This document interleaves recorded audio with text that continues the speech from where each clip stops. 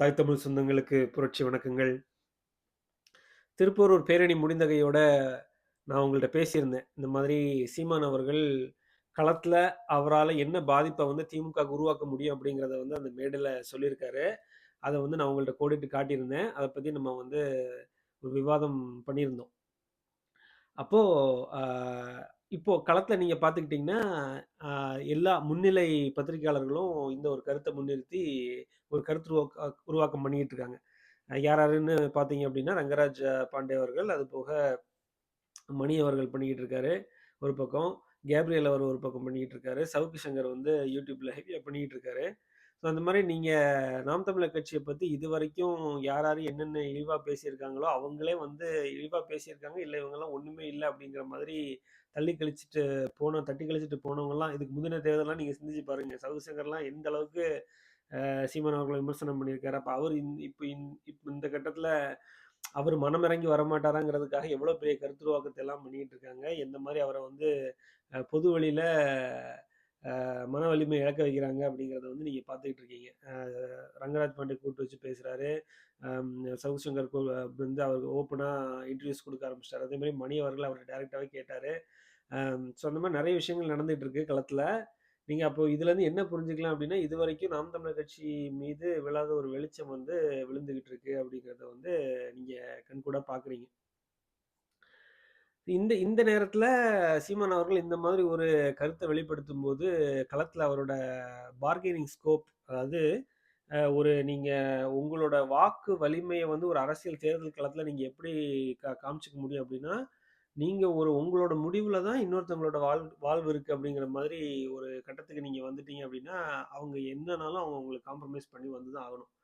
நீங்க நெறைய இடத்துல வாக்கு சதவீதம் வந்து கம்மியா வச்சிருந்த கட்சிகள் எல்லாம், அவங்க இல்லாம ஆட்சிக்கு வர முடியாது அப்படின்னா, அதிகார பகிர்வை எப்படி வேணா கேட்டு வாங்கிக்க முடியும்.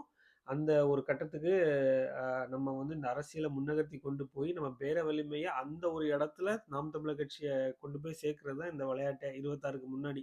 நீங்க கூட்டணி அமைக்கக்கூடாது அப்படின்னு ஸ்ட்ராங்கா கொ தனியா தான் நிக்கணும். இப்ப நீங்க மெட்டீரியல் பாலிடிக்ஸ் மட்டும் சிந்திச்சு பாருங்களேன். இப்ப நாம் தமிழர் கட்சி ஆட்சிக்கு வந்துச்சு அப்படின்னா, நாம் தமிழர் கட்சிக்கு வந்து அ அ கிடைக்கிற இந்த கான்ட்ராக்ட்ஸ்லாம் என்ன நீங்க திமுக, அதிமுக காரங்களா எடுக்க போறாங்க? இல்ல நாம் தமிழர் கட்சி அ சார்ந்தவங்களும் அவங்களுக்கு யார் யாரு ஃபண்ட் பண்றதுக்கு களத்துல ரெடியா இருக்காங்களோ, அவங்களுக்கு தானே போகுது. இது எல்லாமே இந்த பொருளாதாரம் எல்லாமே அப்படி அவங்களுக்கு தானே போகுது. இதுதான் ஒவ்வொரு கட்சியும் பண்ணுவாங்க. அப்போ இத இத வந்து கட்சிய வளர்க்கறதுக்கு இந்த மாதிரி அ அடகு போயிருவாரா?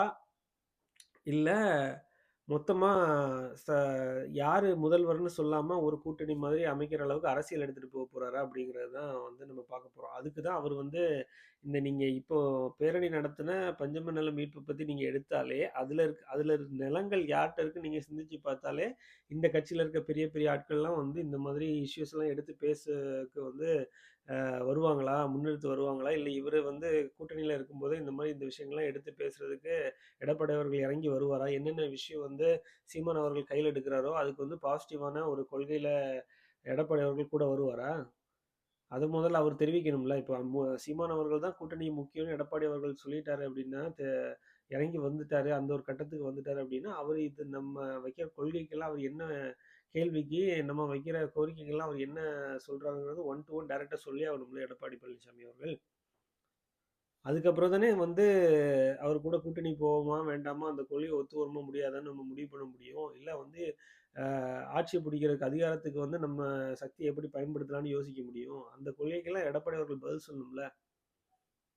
அவரு இன்னுமே வந்து பாமகவ தான முதல்ல முடிக்கிறதுக்காக உட்கார்ந்திருக்காரு. சீமான் அவர்களுக்கு அந்த பார்கெனிங்ல ஒன் டூ ஒன் எடப்பாடி சீமான் அவர்கள முடிச்சுட்டு தான் மத்தவங்கள முடிக்கணுங்கிற நிலைமைக்கு வந்து நாம் தமிழர் கட்சி போணும்.